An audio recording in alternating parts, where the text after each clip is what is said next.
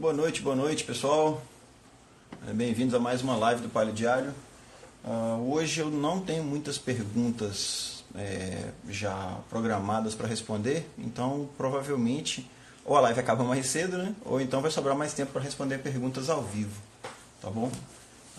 Vamos lá. Outra coisa, né? Aqui em BH tá chovendo um bocadinho, tá relampejando bastante, então assim, tem uma chance de eu perder o meu sinal de Wi-Fi aqui, né, se a energia acabar, obviamente, e ter que interromper a live. Então, se isso acontecer, eu já estou me desculpando com alguma antecedência, tá bom? A Dani está perguntando aí se você perdeu outra, falando que perdeu outra live, se ficou gravado. Ficou sim, Dani, tá tudo no canal do Palio Diário, né? Eu vou postar esse vídeo depois no Instagram, aí daqui você consegue pular lá para o YouTube, para o canal do Palio Diário, tá bom? Vamos lá, vamos começando então. Primeira pergunta, a Ana pergunta se a glutamina, se ela ingerir glutamina, se vai quebrar o jejum. Primeiramente, vamos entender o que é glutamina, né? Glutamina é um tipo de aminoácido, tá? É tido como suplemento. As pessoas tomam para ter algum tipo de melhora de performance física, né? O que eu vi, né? Assim, só pegando o histórico da glutamina, inicialmente, né? A popularidade dela ela aumentou, né, depois de alguns estudos. Foram 2 estudos feitos com ratos, então a gente já sabe disso, né? Estudo feito com rato não necessariamente se traduz para resultados em humanos, né, mas muitas vezes pode dar boas indicações. Então no caso, os ratos, os 2 estudos, né, trabalharam com ratos tomando dose de glutamina 10 vezes acima do normal, né, dado o peso dos ratos, e para os ratos gerou algum ganho de massa magra. Tá? A questão toda é que estudos feitos em humanos, tanto com glutamina oral quanto glutamina injetável, né, localizei 2 estudos desses, não demonstraram efetividade. Tá? Teve um estudo onde estavam tentando ver se tinha relação entre glutamina e a recuperação de treino, digamos assim, a glutamina no pós-treino, né, ou então de construção de massa magra, para tentar reproduzir o estudo que foi o resultado com os ratinhos. Não se traduziu em realidade, né, então assim, a eficiência da glutamina continua em xeque. Tá bom? E finalmente teve um estudo que mostrou que a glutamina ela pode ajudar na queima de gordura.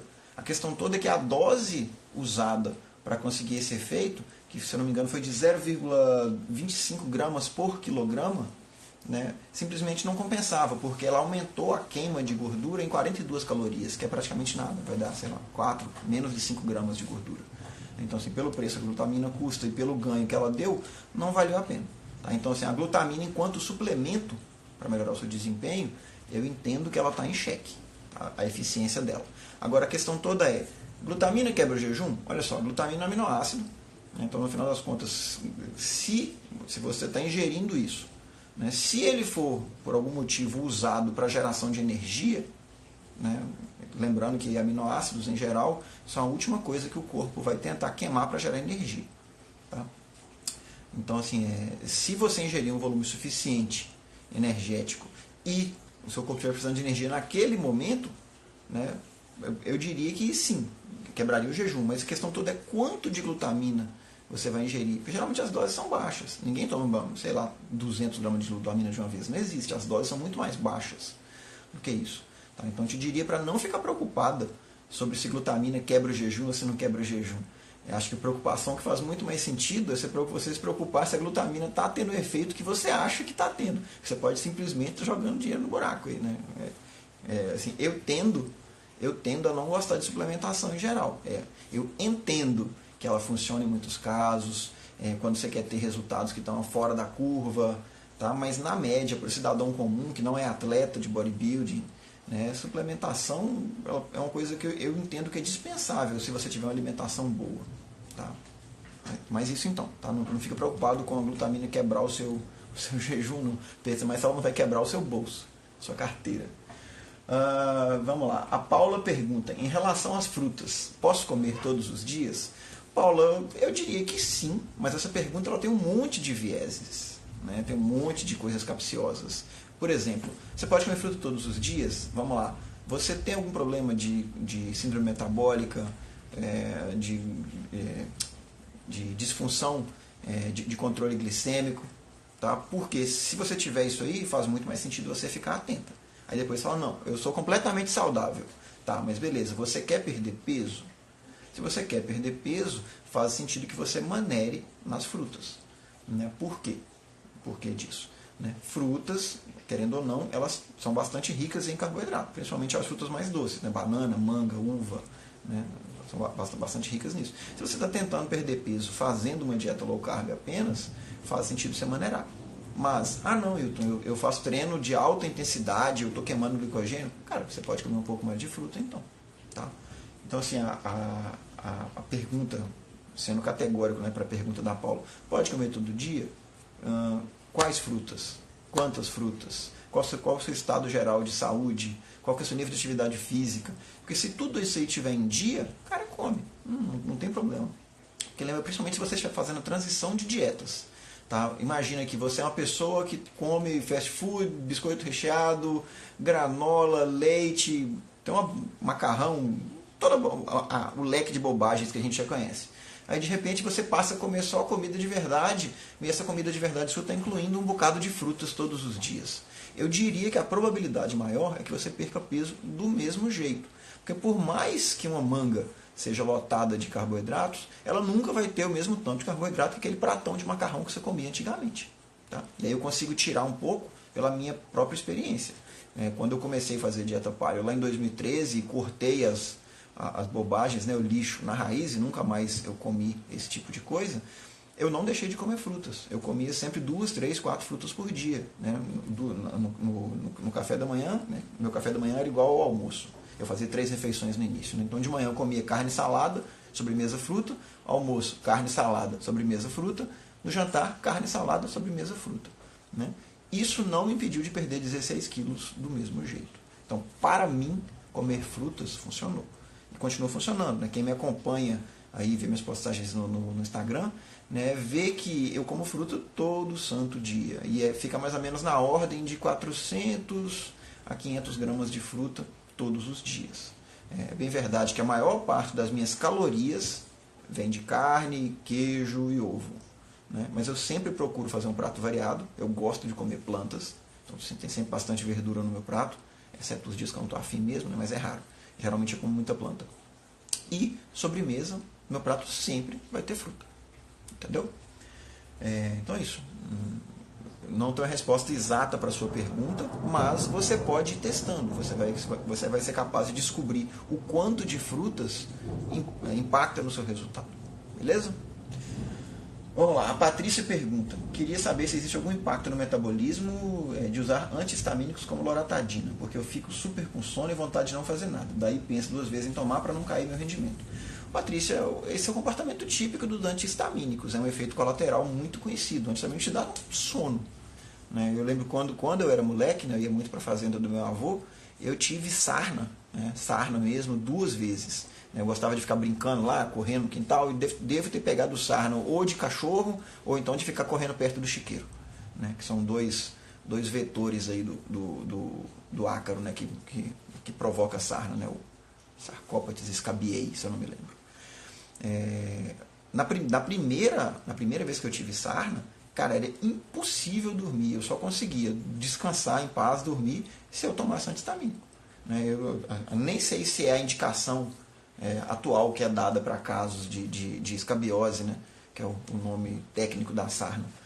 Eu nem sei se os médicos recomendam antihistamínico para isso hoje em dia, mas na minha época recomendava-se. Então eu tomava antihistamínico, né, para diminuir a coceira e fazer um tratamento tópico lá com sabonete que matava os ácaros. Mas então, assim, a sua pergunta sobre antihistamínico mexe no metabolismo? Claro que mexe. Né? Ele vai estar exatamente reduzindo a sua reação alérgica.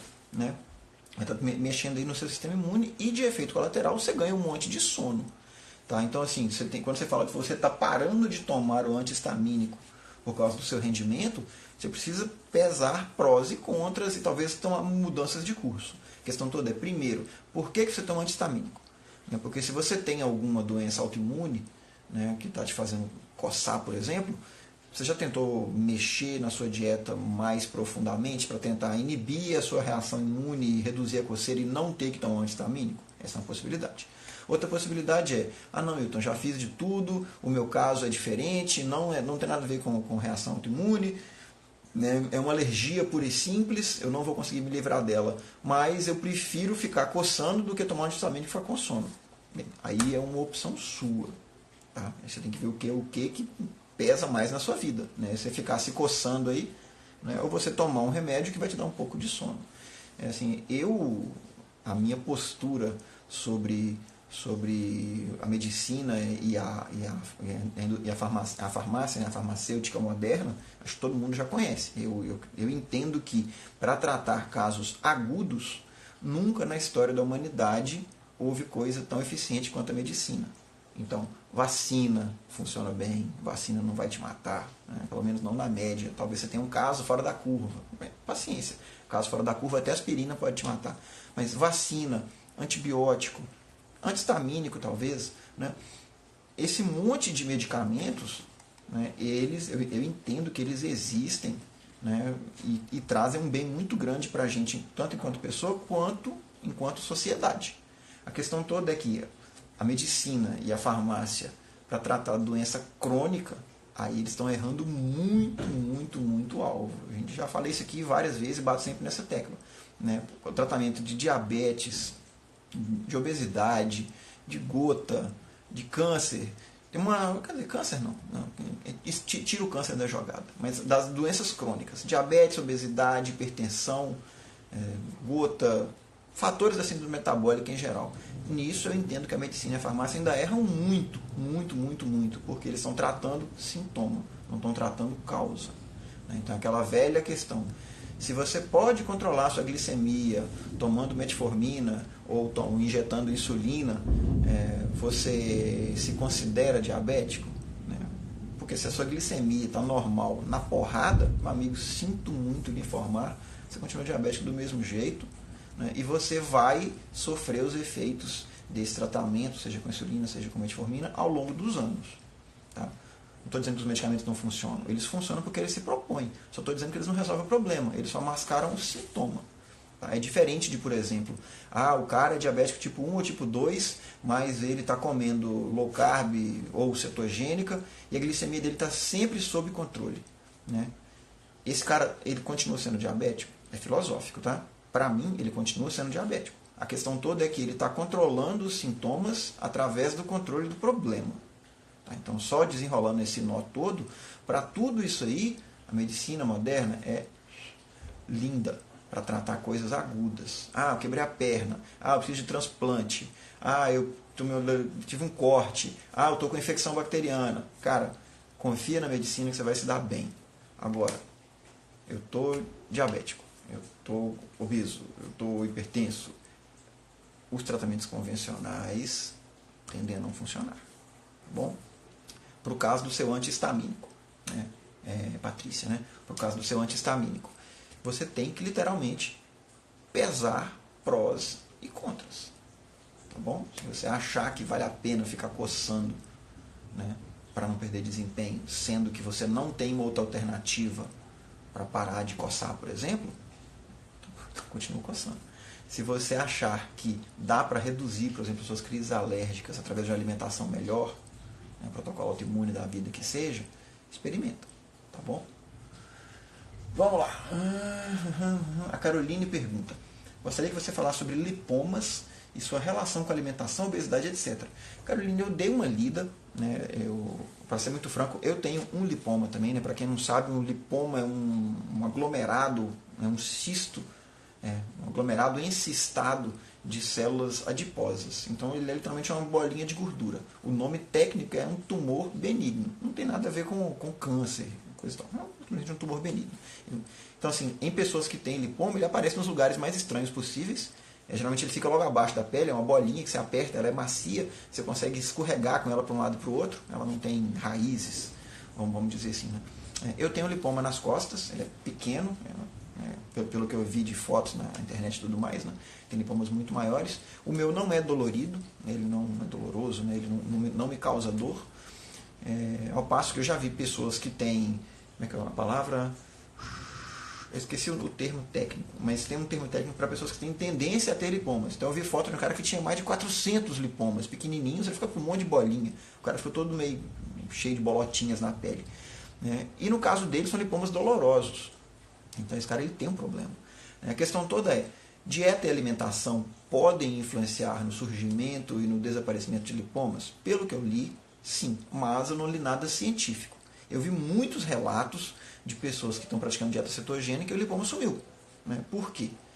A gente tem que lembrar que ao praticar dieta cetogênica você vai estar forçando o seu corpo a queimar mais a gordura que você tem em estoque. Como o lipoma é feito de gordura, basicamente, ele pode tender a sumir. Mas eu vi relatos de muita gente também falando que o cara fez dieta cetogênica, ele emagreceu horrores e o lipoma continuou lá quietinho, bonitinho. Tá?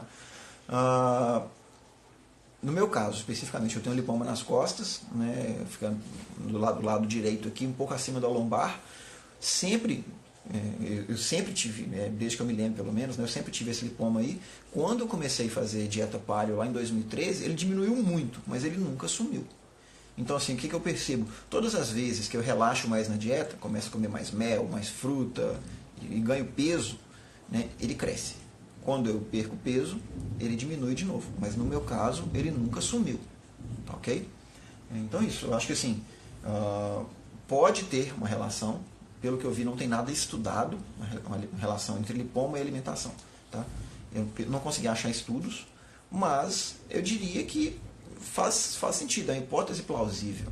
Tá bom? Se alguém souber, inclusive, de estudos que estudem essa relação, que trabalhem essa relação aí, manda para mim, por favor. Vamos lá. A Rosane pergunta: ajustar a dieta e a musculação de acordo com o ciclo menstrual é eficaz? Olha só, Rosane, é o famoso... Não achei nada conclusivo, tá bom? Não achei nada conclusivo. Mas, de novo, muitos casos empíricos de mulheres que praticam esse tipo de alteração de protocolo, e reportam resultados muito bons. Então, só para a gente relembrar aí, o ciclo menstrual são duas fases, a fase folicular e a fase lútea, uma durando do primeiro até o 14º dia e a segunda do 14º dia até o final do ciclo. Então uma começa no primeiro dia de menstruação e termina com ovulação, a outra começa logo na ovulação e termina no completar dos 28 dias de ciclo. Qual que é a ideia por trás desse protocolo? A ideia é que, como dependendo da fase do ciclo em que a mulher está, tem hormônios diferentes agindo com mais ou com menos força, esses hormônios eles impactam tanto a insulina quanto o cortisol, o estrógeno e a testosterona impactam tanto a insulina quanto o cortisol. A mulher se torna mais ou menos resistente à insulina durante essas fases. Então, por exemplo, na fase que a mulher está mais resistente à insulina, que se eu não me engano bem, a fase mais resistente à insulina é a fase final do ciclo. Então faz sentido ali naquele ponto que ela reduza os carboidratos e aumente a gordura. Enquanto que na fase inicial, como ela está mais sensível à insulina, nos primeiros 14 dias do ciclo, faz sentido que ela reduza um pouco a gordura e aumente um pouco o carboidrato. Agora, esse aumenta um pouco, reduz um pouco, é quanto exatamente? Como eu falei, não tem estudos. Tá? Então tudo que eu vou falar, na verdade tudo que eu já falei sobre esse assunto até agora e o que eu vou continuar falando, é tudo extraído de coisas empíricas. Tá? São autotestes que mulheres já fizeram aí mundo afora. Tá? Então não tem nenhum estudo para embasar isso não. Então acredite se quiser, literalmente. Bem, primeiramente, duas observações que eu vi muita gente fazer. A primeira observação é a seguinte: se você está fazendo uso de anticoncepcional, o seu ciclo está alterado artificialmente. Então a tendência é que esse protocolo não funcione. Tá bom? Se você está usando anticoncepcional. A segunda coisa é que... como que era mesmo? Assim, esse tipo de protocolo ele vai funcionar com muito mais eficiência dentro de um contexto low carb. Tá? Então, por exemplo, o que as pessoas estavam sugerindo de quebra de macronutrientes na fase que é de alto carboidrato desse protocolo é 30% de carboidrato. Então você vê que não é muito. Na verdade, o cara sugere que seja 30, 40, 30. 30% de carboidrato, 40% de proteína e 30% de gordura. Isso nos primeiros 14 dias do ciclo. Tá? E na segunda fase do ciclo, aí ele baixa mesmo o carboidrato. Eles estão sugerindo 20% de carboidrato, 40% de proteína e 40% de gordura. Ou seja, caiu para quase cetogênico. Tá? E aí como que a musculação varia em torno disso? Né? Para as fases em que a mulher está mais sensível à insulina, né? O que se sugere é que se dê mais ênfase a treinamentos resistidos, mas treino de força. Né? E quando a mulher está mais resistente à insulina, sugere-se mais treino aeróbico leve, vamos dizer assim, né? Ou pelo menos treinos menos intensos. Né? Deixa eu pensar se eu falei bobagem. A minha cola está aqui do lado, tá, gente? Essa foi bastante informação, eu não consegui absorver tudo, não.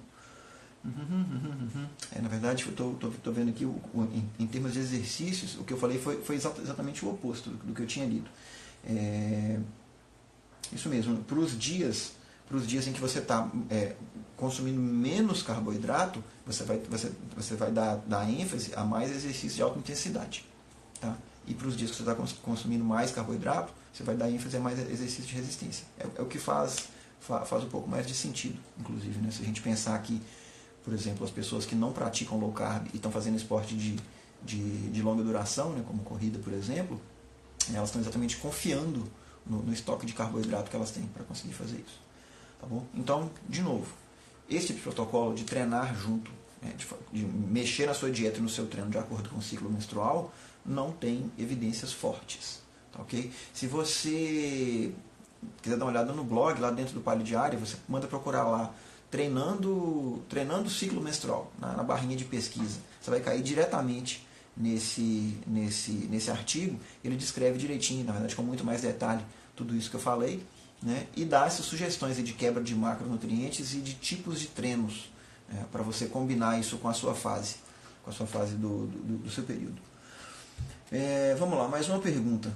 O Gustavo perguntou, e a ioimbina? Ioimbina é um termogênico, né? Ele é extraído, ou era extraído inicialmente, né, até ser isolado, era extraído da casca de uma árvore que é nativa, né, de uma região específica da África. Né? Os estudos iniciais de ioimbina foram feitos para combater disfunção erétil, né, a famosa impotência sexual do homem, né? Mas os estudos não tiveram... Vou ficar um cabelinho no meu olho aqui, está incomodando. Os estudos não tiveram eficácia comprovada. Então, assim, a ioimbina no tratamento de disfunção erétil, ela não se mostrou eficaz. Bem, como que a ioimbina atua? Né? Você tem receptores, a gente chama de adrenoreceptores, que ficam no seu tecido adiposo, né? Que eles servem para estimular a queima ou estimular a lipogênese. Né? São especificamente chamados de adrenoreceptores, e a ioimbina ela inibe exatamente os receptores de lipogênese. Então ela inibe que você ganhe gordura, vamos dizer assim. Né? Ou pelo menos esse é o procedimento proposto, né? A hipótese proposta. A questão toda é que um estudo que eu achei falou que a ioimbina ela só tinha efeito, né, se ela fosse tomada em jejum. Tá?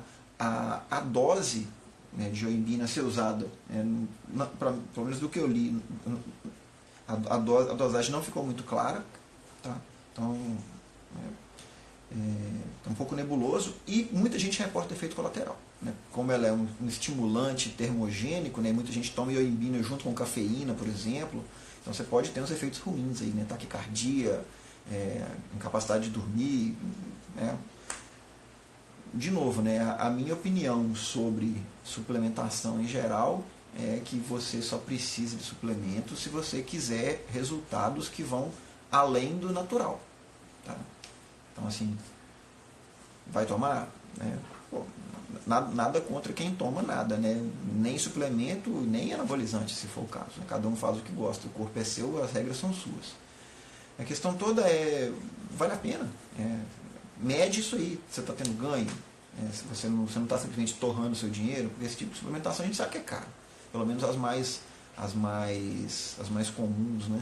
Elas não são lá muito baratas. Mas se você está tendo ganho, né? Dinheiro seu, corpo seu, siga em frente. Tá? Pessoal, as perguntas que tinham sido colocadas com antecedência, eu já respondi.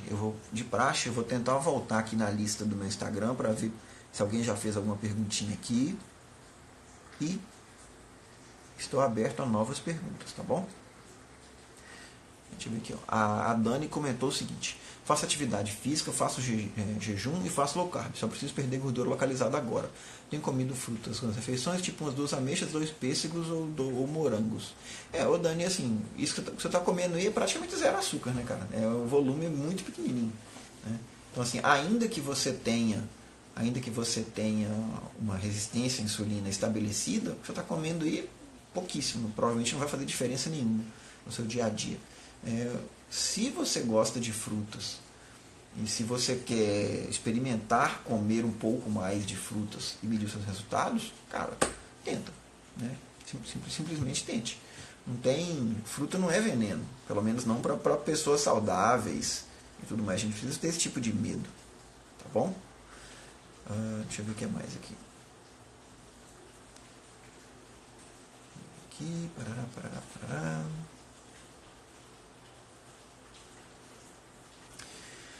O Serazinho comentou, eles tratam a doença e não o doente. É mais ou menos por aí mesmo, Serazinho.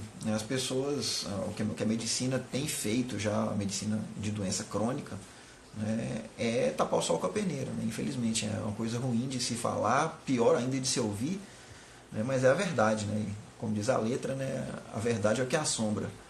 Né? Você tratar um sintoma nunca vai resolver a causa. Né? Simplesmente não é assim que o mundo funciona. A gente tem que atacar a raiz das coisas. Vamos ver se alguém mais fez perguntinhas aqui. Bem, pessoal, ninguém mais fez perguntas. Né? As perguntas anotadas já foram consumidas. Nós temos aí meia hora de live ainda. Então eu vou deixar uns minutinhos para vocês perguntarem mais coisas. Se ninguém se pronunciar, acho que eu vou ali tomar um banho, porque está quente demais aqui em BH. Vamos lá. A Ana... eu não sei se o sobrenome é Távela ou Tavela, mas tudo bem. A Ana está perguntando aqui: uma pessoa que faz low carb come certo e não perde peso, como faz? Ana, tem algumas possibilidades aí, tá bom? Vou começar logo pela possibilidade mais dolorosa, né, de se ouvir, porque infelizmente ela é real. Olha só, low carb funciona para a maioria esmagadora das pessoas, mas ela não funciona para todo mundo.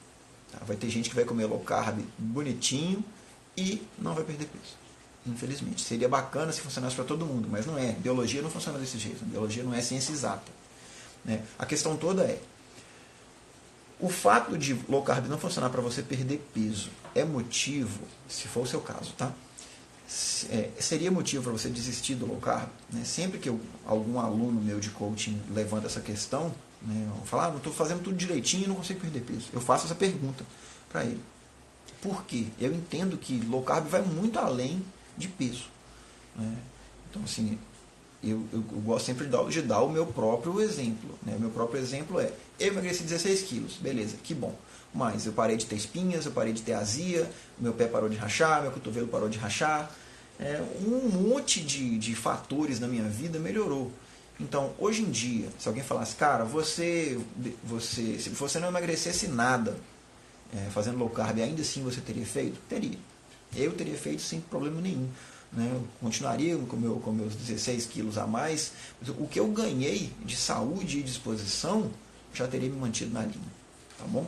Então, primeiro ponto, low carb pode não funcionar para você, é possível. Segundo ponto, ainda que não funcione para perder peso, vai funcionar para um monte de coisa. Aí você tem que pesar se vale a pena ou não. Outra questão é, quando você fala que você não está perdendo peso, há quanto tempo você não está perdendo peso? Né? Você pode estar num platô. Platô é perfeitamente possível. Muitas vezes a pessoa está perdendo gordura, mas não está perdendo peso. Isso tem uma série de explicações empíricas, mas não tem nenhuma explicação forte. Ninguém nunca explicou direitinho por que a pessoa perde gordura, mas não perde peso. Tem uma hipótese não provada, mas empiricamente parece fazer sentido, que é a hipótese do Lyle McDonald, que ele chama de stall and swoosh. De acordo com Lyle, o adipócito, a célula de gordura, quando ela perde gordura, muitas vezes ela absorve água e ela acaba mantendo o peso. E aí, por algum motivo, dentro de alguns dias ou semanas ou até meses, o corpo, o equilíbrio hídrico dele dá uma clicada e você perde um monte de água do dia para a noite. Eu não sei se vocês já passaram por isso. Eu passei na minha caminhada. E teve noite que eu fui dormir com peso e acordei com 1,5 kg a menos. Né? Com certeza foi água perdida. Agora, eu não, eu não consigo dar uma explicação científica para isso. Eu só consigo dizer que da noite para o dia ninguém perde 1,5 kg de gordura. Só você cortar o seu pé fora. Tirar um pedaço da sua barriga com a faca. Né? Fora isso não tem jeito. Tá bom? Então essa é uma outra possibilidade, se você tem platô. Uma terceira possibilidade é você simplesmente está fazendo low carb, mas você está comendo demais. Né? Porque low carb não é mágico. Eu já acreditei no passado, né, lá na minha infância, low carb, vamos chamar assim, que calorias não servem para nada. Você só tem que preocupar com a qualidade da comida. E, à medida que a gente cresce, vai estudando, vê a coisa na prática, e percebi que esse conceito está errado. As calorias importam sim. Contar calorias é que é chato, dá trabalho e na maioria das vezes não funciona. Você ficar controlando quantas calorias tem, você pode acabar ficando bitolado, vai perder o controle. Então, contar calorias é chato, mas calorias importam. Então, mesmo se você estiver comendo só comida de verdade, mas você está abusando das calorias, pode ser motivo para você não estar perdendo peso. Então, o que eu te sugiro? Antes de declarar que low carb não funciona para você, né, faz um diário alimentar, anota tudo que você estiver comendo durante uma semana. E aí vai anotando isso e vai anotando o seu peso.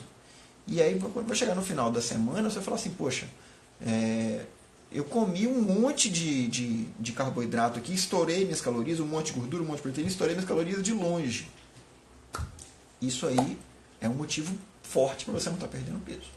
Tá? Se você não quiser fazer seu diário em papel, você pode usar, tem um monte de aplicativos que vão rastreando. Você vai falando quantos gramas de comida você comeu de cada tipo de coisa, que é chato de fazer, né? Por isso que eu falei que contar caloria é chato.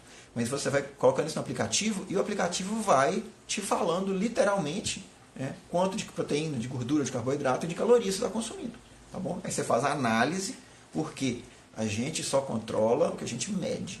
Isso é uma coisa que eu aprendi lá, né, dentro da computação, que é a minha área de formação, né? Mas eu já tive disciplinas de administração de empresa. E é isso, a gente chama de PDCA, o seu plano de controle de negócios. Você mede, você avalia se está bom, se está ruim, você faz uma ação para melhorar, para mudar o que seja aquele estado, e aí você mede de novo e vai rodando o seu PDCA. Então, se não está dando certo, cara, muda. É o único jeito. Ficar dando murro na ponta da faca não vai levar ninguém a lugar nenhum, nunca. Tá bom? Deixa eu ver, passou mais uma perguntinha aqui, deixa eu ver aqui. A Ana Paula pergunta, Milton, é Hilton, viu, Ana? Eu acho que foi erro do seu corretor aí. Hilton, onde leio mais sobre o protocolo autoimune? Olha só, Ana, lá no Palio Diário tem vários e vários artigos sobre o protocolo autoimune. Né? Para quem não conhece, o protocolo autoimune foi criado por uma médica chamada Sarah Ballantyne, conhecida como doutora Paleomam, né?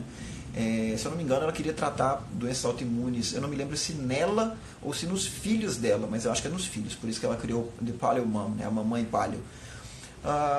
E o protocolo autoimune nada mais é do que uma dieta paleo na qual você restringe ainda mais coisas.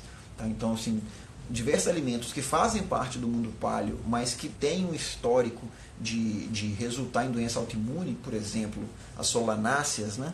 As plantas solanáceas, que incluem aí o tomate, pimentão, jiló, berinjela, pimenta, batata inglesa. Né? O protocolo autoimune, você tira esses grupos alimentares. É uma dieta que é bem restrita. Ela vai tirar ovos, ela vai tirar castanhas, porque são alimentos que estatisticamente costumam causar problemas autoimunes nas pessoas.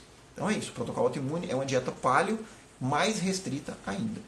Hilton, não consigo fazer isso. Cara, não tem problema. Se você tem uma doença autoimune e não quer nem testar, é um direito seu. Tá? Você pode testar para ver se melhora. Se melhorar, você decide se continua ou não. Ou talvez no seu caso, talvez nem melhore. Mas eu te digo o seguinte, a tendência é que melhore. Quando você tirar o ofensor, aquilo que ofende o seu corpo, a tendência é que ele volte para a homeostase, ele vai entrar em equilíbrio de novo e você vai se sentir melhor. Tá? Então é isso. O protocolo autoimune é um protocolo mais restrito, mas é consagrado, tá bom? Você consegue ler no próprio Palio Diário, artigo traduzido, você consegue ler no site da doutora Sara também. Chama thepaleomom.com, se não me engano. Vamos lá, mais uma. A Flávia pergunta, qual a diferença entre low carb e cetogênica? Flávia, a dieta cetogênica quer dizer você comer níveis muito baixinhos de carboidrato. Então eu diria o seguinte, toda dieta cetogênica é low carb, mas nem toda dieta low carb é cetogênica. Né? Por que disso? Primeiro, não existe uma definição de low carb. Não tem lugar, você não vai achar em lugar nenhum escrito low carb é comer menos do que X gramas de carboidrato por dia. Né? Ou talvez o oposto. Você vai encontrar escrito em vários lugares de formas diferentes. Né? Por que isso? Porque algumas pessoas, para elas, low carb é comer menos de 100. Para outras, low carb é menos de 50. Para outras, low carb é menos de 10. Para outras, low carb é 0. Né? Low carb quer dizer, na prática, comer menos carboidrato. Mas menos carboidrato do que o quê, Hilton? Do que o convencional nos empurra. Né? A nutrição convencional diz que a gente tem que comer entre 55% e 60% de carboidrato por dia. Que, pelo que a gente tem visto aí ao longo da história, é simplesmente loucura. Né? É uma dieta para engordar. Né? Você comer esse monte de carboidrato. Então, qualquer coisa que você está fazendo para comer menos carboidrato do que isso, pode ser considerado low carb. Tá bom? Agora, variação individual. Depende do seu sexo. A gente viu um pouco antes na live, né? Mesmo dentro do mesmo sexo, mulheres, low carb para ela na fase inicial do ciclo pode ser diferente do low carb na fase final do ciclo. Se você pratica muita atividade física, o low carb para você pode ter um pouco mais de carboidrato. E por aí vai. Dieta cetogênica não é uma coisa tão solta assim. Porque quem idealizou a dieta cetogênica, né, lá no comecinho do século XX, para tratar epilepsia refratária a medicamento, né, ou seja, eles tratavam pessoas que tomavam remédio para epilepsia e não deixavam de ter convulsão. Então, o projeto da dieta cetogênica era uma dieta que contivesse menos de 20%, menos de 20 gramas de carboidratos por dia, que é muito pouquinho, né? Se você considerar aí uma dieta de 2.000 calorias por dia, e você está falando aí em 20 gramas de carboidrato, 20 gramas de carboidrato vai dar vezes 4, 80 calorias, isso não chega a 10%, vai ficar em torno aí dos 5% de energia, né, vinda de carboidratos por dia. Mas então é isso. O que se sugeria? Menos de 20 gramas de carboidrato por dia, mais ou menos 1 grama de proteína por quilo de peso da pessoa, que é para ajudar a manter a massa magra, e você calculava as calorias disso aí, do excedente calórico, né, dessa pessoa. Sei lá, vamos chutar aí que carboidrato mais proteína deu, sei lá, 600, 700 calorias que a pessoa ingeriria por dia. Do que sobrou, o resto o cara completava com gordura. Então, uma dieta cetogênica clássica, né, bem projetada clássica, ela vai ser um mundaréu de gordura. Tá? É um mundaréu de gordura. Tem quem goste de seguir, né? Eu já segui cetogênica por algum tempo, eu não gosto. Né? Eu sei que funciona, eu sei que é saudável, né? Mas é questão de paladar mesmo, eu não gosto. Porque na dieta cetogênica, uma das coisas que eu mais gosto de comer, que é fruta, ela fica praticamente eliminada. Porque fruta tem bastante açúcar, então é muito fácil você estourar a sua cota de 20 gramas de carboidrato por dia comendo fruta. Né? Então, assim, eu não gosto. É por isso que eu só pratico dieta cetogênica raramente. Né? Às vezes eu me faço um desafio de seguir e tudo mais. Mas, na média, eu não gosto de cetogênica por questão de paladar. Tá bom? Mas, então, é isso. A resposta objetiva à sua pergunta. A diferença entre low carb e cetogênica é que cetogênica tem uma definição, né? Principalmente a cetogênica clássica. Low carb não tem uma definição. O que é low carb? Né? E você pode afirmar aí, sem medo, que toda dieta cetogênica é low carb, mas nem toda dieta low carb é cetogênica. Tá bom? Deixa eu ver se tem mais alguma perguntinha aqui. Problemas, galera. O Instagram sacana acaba de travar a minha listinha de rolagem aqui. Eu não consigo mais ver as perguntas que porventura tinham sido feitas. Poxa vida, estava tão bom. Deixa eu ver aqui uma coisinha, se eu consigo. Na verdade, eu estou achando que ele travou, foi toda a interface, eu não consigo clicar em nenhum botão. Vou tentar mudar a câmera para ver se muda. Deixa eu ver. Ó, a câmera mudou. Então, eu voltei aqui, vou voltar para mim. Não, continua congelado a listinha. Deixa eu ver o que é isso aqui. Perguntas do meu story. Não, mas isso também não. O que é isso aqui? Não, também não. Deixa eu mesmo vou fazer um comentário. Teste. Publicar. Opa, beleza. Quando eu fiz um comentário. Quando eu fiz um comentário apareceu, mas a lista não rolou. Deixa eu ver. Ó, agora apareceram alguns comentários. Eu acabei de ver o comentário da Flávia aqui, a meia exploração. Explicação, ela acabou de corrigir. Então, galera, pode mandar mais perguntas. Então, vamos aproveitar que a lista voltou a rolar. O Keto Mindset falou que está amando a live, pena que chegou somente agora do trabalho. Não se preocupe, porque essa live ela vai ficar no Instagram por 24 horas, né? E de qualquer maneira eu vou colocar no YouTube também, no canal lá. Aliás, pessoal, eu gostaria muito de pedir a vocês, quem puder visitar o canal do Palio Diário depois, se inscrever para dar uma força lá, eu agradecerei muito, tá bom? Subscrevam-se, inscrevam-se, né? Que fala em português, e clica no danado do sininho lá para receber. Vamos lá, galera, temos 20 minutinhos ainda. Pode sapecar a pergunta aí, que eu tô pronto para responder. Alguém? Alguém?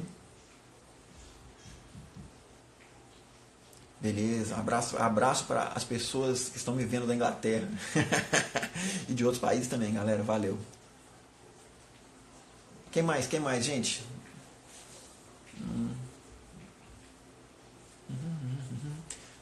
Então, olha só, vamos marcar aqui mais uns segundinhos. Opa, acabou de chegar uma aqui. Fale sobre hipotireoidismo. Cara, assim, hipotireoidismo existem, literalmente, né, um funcionamento prejudicado da sua tireoide, que vai baixar na média o seu metabolismo, e para a grande maioria das pessoas, ele vai, como a tireoide mexe na regulação energética também, as pessoas tendem a ganhar peso, tendem a ficar mais quietinhas, mais paradinhas, né, daquela preguiça. Aquela preguiça de fazer coisas. Né? Existe hipotireoidismo de Hashimoto, né? De fundo autoimune, né? Que é muito bem tratado por dieta paleo. Tá? Porque, já até falei sobre o protocolo autoimune um pouco mais cedo na live, né? Você acalmando o seu sistema imune, a ideia é que o fato é que a sua resposta autoimune ela vai diminuir, né? E com isso você vai poupar a sua tireoide. Mas existe hipotireoidismo que não tem fundo autoimune. Tá? Ainda assim, para esses casos, compensa pensar numa dieta paleo. Né? Eu ia falar low carb, mas não necessariamente. Talvez uma dieta paleo low carb. Né? O que se sabe é isso, né?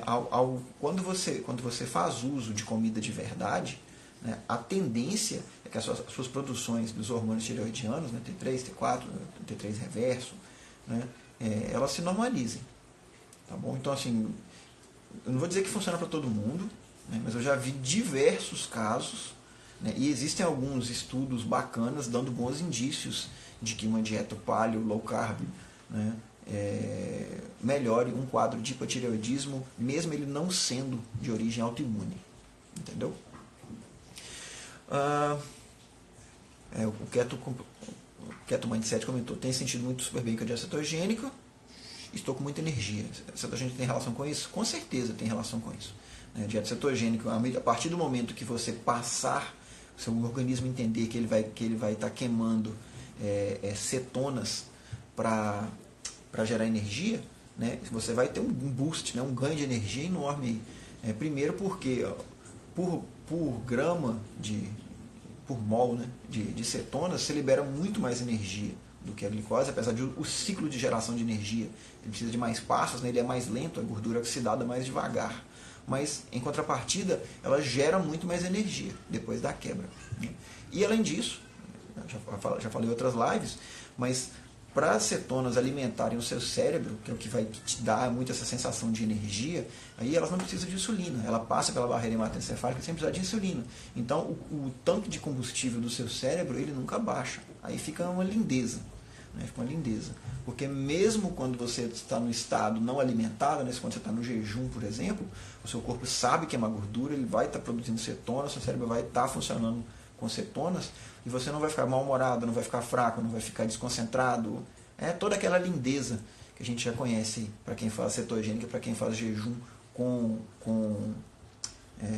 alguma frequência. Pessoal, deixa eu ver aqui, eu estou achando que a lista travou de novo. Tinha passado uma pergunta que eu achei bacana, eu vou tentar fazer uma coisa aqui. teste, publicar. Deixa eu ver se eu consigo rolar a lista para baixo. Não consigo rolar a lista para baixo. Que ódio. Galera, alguém fez uma pergunta razoavelmente extensa, eram várias linhas a pergunta, que ela passou na tela que eu não consegui ler. Então, se alguém puder me redirecionar a pergunta novamente, eu vou ficar muito feliz. Deixa eu ver o que é isso aqui. Não.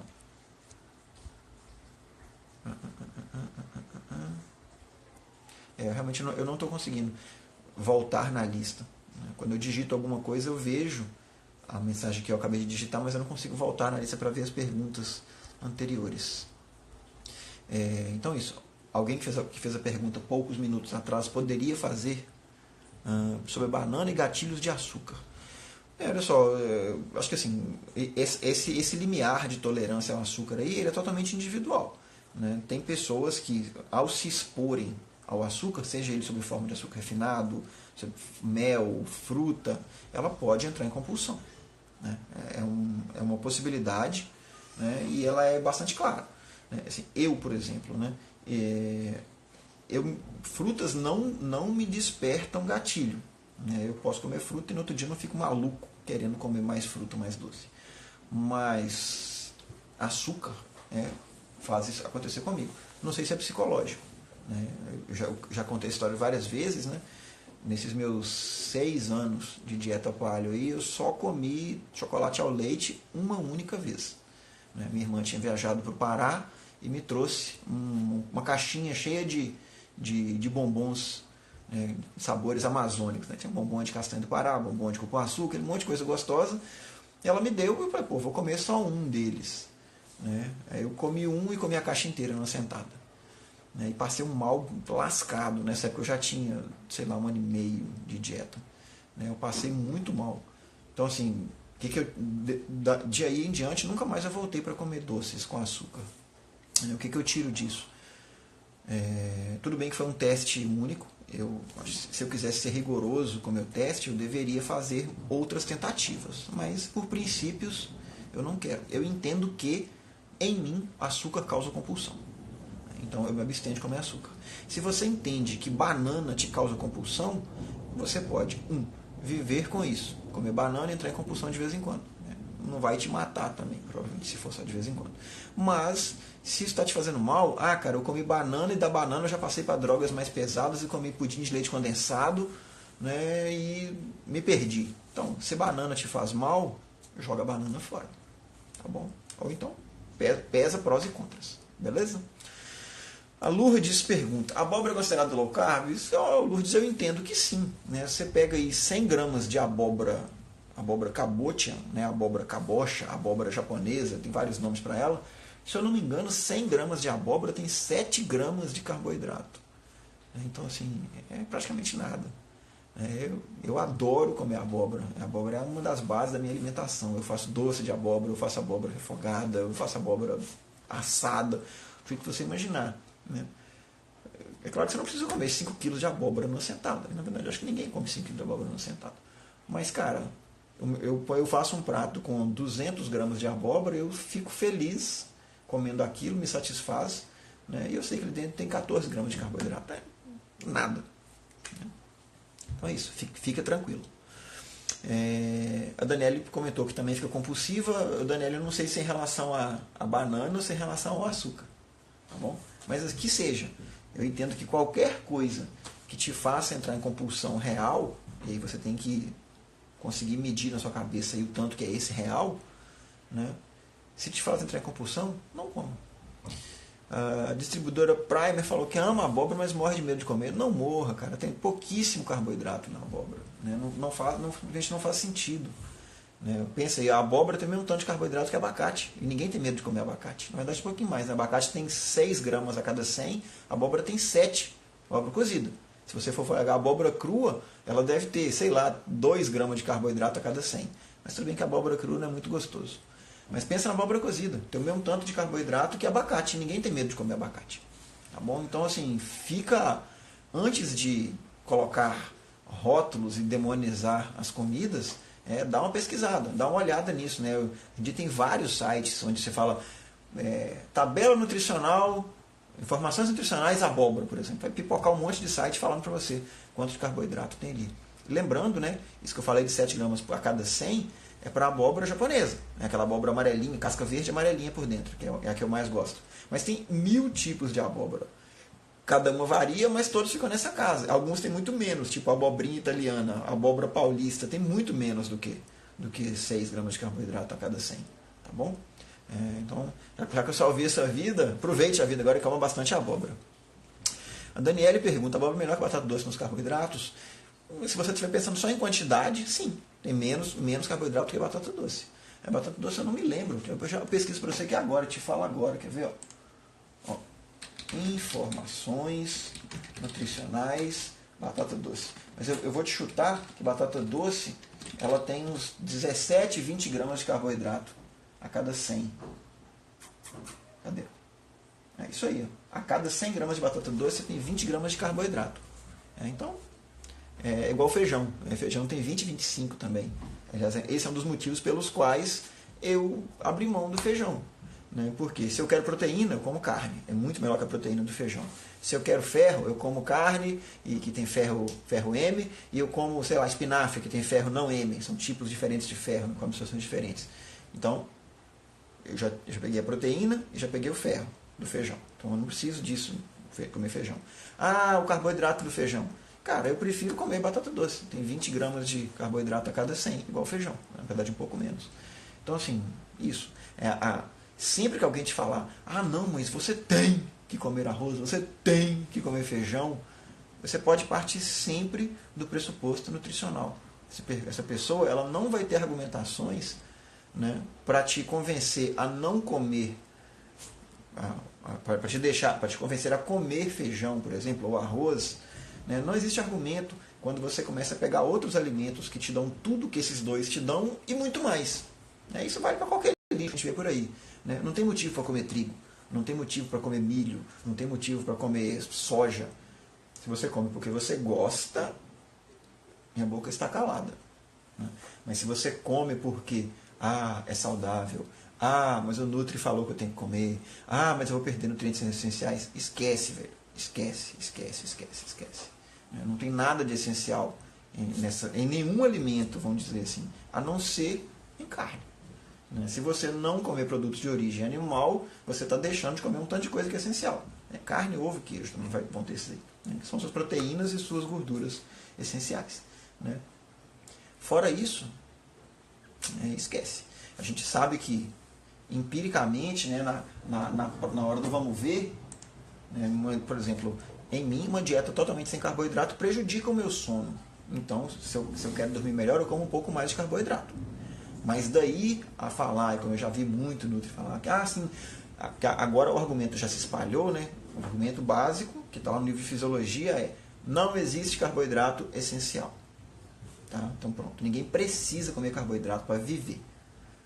Só que aí, agora como essa argumentação já se espalhou, muita gente que defende nutrição convencional fala, não, eu sei que não existe carboidrato essencial, mas para dormir melhor, para melhorar o seu humor, o carboidrato ajuda, porque vai mexer na produção de GABA, que é um neurotransmissor.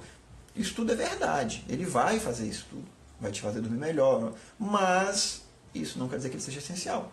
E outra, tem gente que, mesmo sem comer carboidrato nenhum, dorme feito um anjinho, vai ao banheiro feito um anjinho, não sei se vai ao banheiro, né?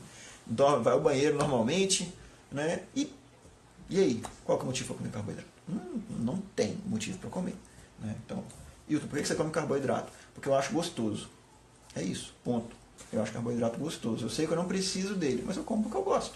Eu sei o meu limite, né? Eu não tenho medo de comer carboidrato, eu mantenho distância do carboidrato que me gera compulsão, mas eu não me privo de comer carboidratos. Quem olha meus pratos vê, minha sobremesa, na média, você pode apostar que por dia eu como entre 70 e 100 gramas.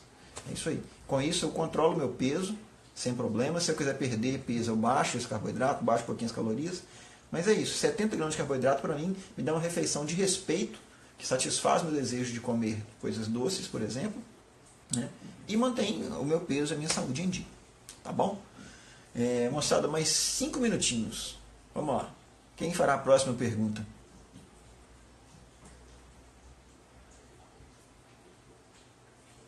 alguém?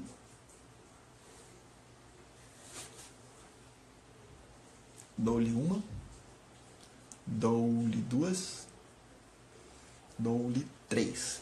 Então é isso, moçada. Tá faltando 5 minutinhos só para a live, já para a live terminar, né? Acho que já a conversa de hoje rendeu bastante, né? Infelizmente o Instagram matou a minha listinha de perguntas aqui. Eu tenho certeza que ficou perguntas sem responder e peço desculpas a quem fez. Opa, chegou uma pergunta aqui. A Lourdes pergunta: quanto de carne devemos comer diariamente? Lourdes, há controvérsias, tá? Há controvérsias.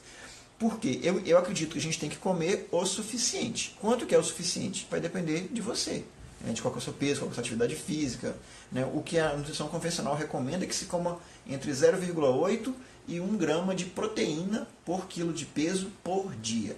Essa proteína pode vir de qualquer fonte, mas obviamente proteínas vindas exclusivamente de plantas vão faltar aminoácidos essenciais. Tá? Então a gente tem que comer carne, ovo, queijo. Eu entendo e estou apoiado em livros de fisiologia que me dizem que essas coisas são fundamentais para uma boa vida e uma boa saúde. Tá? Então, quando você me pergunta quanto de carne você deve comer por dia, eu não consigo te responder. Tá? No meu caso, se eu juntar o que eu como de carne, ovo e queijo diariamente, vai ficar em torno aí de 300 a 400 gramas. Com isso a gente come mais. Você olha, por exemplo, lá a Jade, que é carnívora exclusiva. Né? Os pratos de carne da Jade são muito maiores que os meus. Mas por quê? No meu caso, eu estou tirando um monte de caloria de planta também. Como ela não come planta, ela tem que caprichar mais na carne. Tá bom? Bem, gente, eu não vou conseguir responder mais perguntas. Faltam 2 minutinhos. O Márcio perguntou qual é a receita de kombucha. Márcio, eu uso 1,5 litro de água, 1 colher de chá verde e 2 colheres de açúcar. E aí faço a proporção disso. Aí fica um chá bem doce. Depois que ele esfriou completamente, eu coo, eu passo na peneira para tirar os pedacinhos de chá. Temperatura ambiente já, tá? Coloco minha colônia, o SCOBY, chama a colônia de kombucha, ponho proteção para não entrar insetos e deixo fermentar entre 12 e 14 dias. Tá bom? Os SCOBYs você consegue pegar com grupos de doação. No Facebook você acha grupos de doação na sua cidade. Mas é isso, pessoal. Estamos entrando aqui então no último minuto. Então, falei então 2 vezes, né? Que seja. Agradeço a presença de todos, agradeço as perguntas. Né? Eu gosto dessa oportunidade de poder falar.